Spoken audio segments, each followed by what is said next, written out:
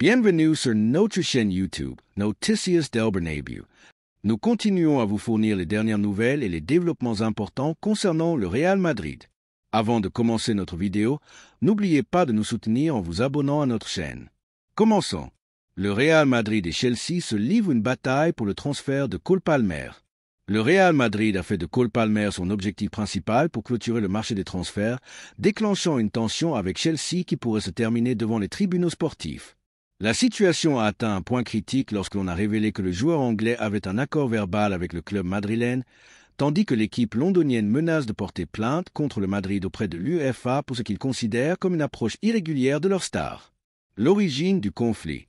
Tout a commencé après la brillante performance de Palmer lors de la dernière Coupe du Monde des clubs où il a été élu meilleur joueur du tournoi après avoir mené Chelsea vers le titre avec 4 buts.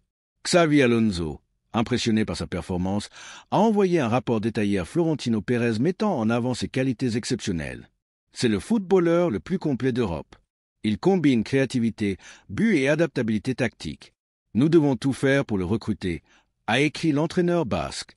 Le Madrid a répondu avec une offre incluant 2 de ses joueurs les plus précieux, Eduardo Camavinga, évalué à 90 millions d'euros, et Rodrigo Goes, coté à 70 millions, plus 20 millions supplémentaires en cash. Cependant, Chelsea a catégoriquement rejeté la proposition, maintenant sa position de ne négocier que pour de l'argent. Accord avec le joueur. Des sources proches de Palmer ont confirmé que le milieu de terrain anglais a déjà convenu des conditions avec le Real Madrid pour les 5 prochaines saisons avec un salaire de 12 millions d'euros net par an. Le footballeur aurait rejeté une amélioration substantielle de son contrat avec Chelsea qui l'aurait fait devenir le joueur le mieux payé de l'équipe.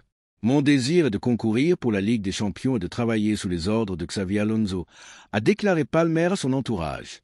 Ces déclarations ont mis en rage les dirigeants de Chelsea, qui accusent le Madrid de faire pression illégalement sur le joueur. Position de Chelsea. Les dirigeants du club anglais allèguent que le Real Madrid a violé le règlement de la FIFA en établissant des contacts avec Palmer sans leur autorisation. De plus, ils considèrent l'offre de joueurs insuffisante, arguant que Camavinga ne couvre pas leurs besoins offensifs. S'ils veulent vraiment notre joueur star, il doit payer les 160 millions que nous demandons, a déclaré un haut dirigeant de Chelsea aux médias britanniques. Le club menace même de déposer une plainte formelle auprès de l'UEFA si les négociations continuent sur cette voie. Stratégie du Real Madrid.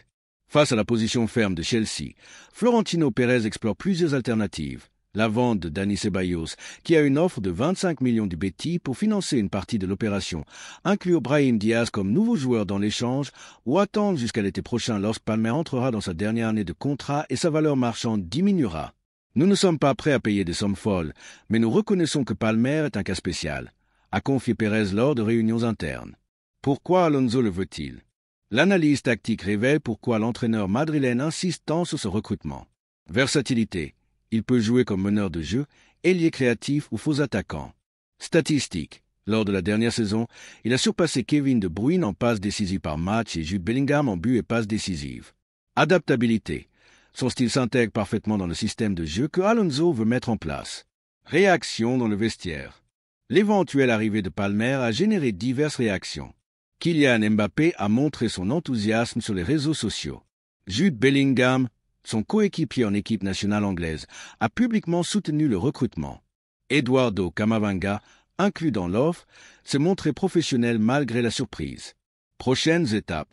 Le dénouement de cette négociation pourrait se définir dans les prochaines heures. Aujourd'hui, une réunion clé entre les clubs aura lieu à Londres. Si des progrès sont réalisés, Palmer pourrait voyager demain à Madrid pour finaliser son transfert. Chelsea a fixé comme date limite samedi pour décider s'il porte plainte auprès de l'UEFA. Pendant ce temps, à la ville sportive de Valdebebas, il répète à Montra, le projet de Xavi Alonso ne sera pas complet sans Palmer. Le monde du football attend avec impatience le dénouement d'une négociation qui pourrait changer l'équilibre offensif du football européen. Le Real Madrid sait que le temps joue contre lui, mais il a confiance en sa capacité à trouver une solution qui satisfasse toutes les parties. Pendant ce temps, Cole Palmer attend avec impatience l'opportunité de porter le maillot blanc, conscient que son avenir pourrait se définir en quelques heures. Cette bataille dépasse le cadre sportif, devenant un bras de fer entre 2 géants du football mondial. Le résultat, quel qu'il soit, marquera la direction des 2 institutions dans les années à venir. L'UEFA sanctionne Lamine Yamal, Lewandowski et Hansi Flick pour non-respect de la réglementation antidopage, polémique et critique. Le FC Barcelone est à nouveau sous le feu des projecteurs après que 3 de ses figures aient été sanctionnées pour ne pas s'être présentées à un contrôle antidopage. Les sanctions, considérées comme dérisoires par beaucoup, génèrent un débat sur la crédibilité du club et la rigueur de l'UEFA. L'UEFA a officialisé la sanction économique contre l'attaquant Robert Lewandowski et la jeune promesse Lamine Yamal, ainsi que contre l'entraîneur Hansi Flick pour non-respect du protocole antidopage en ne se présentant pas à un contrôle surprise après le match de Ligue des Champions contre l'Inter de Milan. La nouvelle a déclenché une vague de critiques envers le club catalan, déjà au milieu de la polémique de l'affaire Negreira et maintenant sous le soupçon de possibles irrégularités médicales. Les faits. Que s'est-il passé lors du contrôle manqué? Selon le rapport de l'UEFA, les joueurs et l'entraîneur ont été requis pour un test antidopage de routine après le match, mais ne se sont pas présentés dans le délai établi. L'article 21.8 du règlement antidopage de l'UEFA stipule que le refus ou l'évitement d'un contrôle est considéré comme une infraction grave comparable à un résultat positif. Bien que le FC Barcelone allègue une erreur de communication et que les personnes concernées n'ont pas été informées à temps, l'UEFA a imposé des amendes de 5 000 € à chacun, un montant qui a été qualifié de simulacre de sanction par les fans et les experts. Les bandages magiques et les soupçons de dopage. Le cas a ravivé de vieux soupçons sur les méthodes de récupération du FC Barcelone.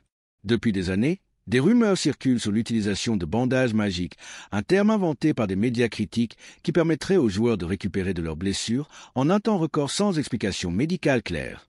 Ils sont arrivés en retard pour éviter d'être pris, a écrit un utilisateur sur les réseaux sociaux, reflétant la méfiance de beaucoup envers le corps médical du Barça. Lamine Yamal, un record négatif, le plus jeune à être sanctionné. À seulement 18 ans, Lamine Yamal est entré dans l'histoire pour une raison peu enviable. Il devient le joueur le plus jeune à être sanctionné par l'UEFA pour une question de dopage. Un record qui contraste avec sa carrière météorique où il est déjà considéré comme l'une des plus grandes promesses du football mondial. Il continue de battre des records, mais cette fois pour toutes les mauvaises raisons, a ironisé un journaliste sportif. La sanction, une amende ridicule ou un avertissement. Le montant des amendes, 5 000 €, a été le point le plus critiqué pour des joueurs comme Lewandowski, qui gagnent près de 20 millions par an. Cette sanction équivaut à ce que beaucoup ont comparé à une amende de 30 centimes pour un citoyen ordinaire. C'est une honte. S'ils veulent éviter le dopage, les sanctions doivent être très dures. Suspension pour toute la saison ou retrait de points en championnat.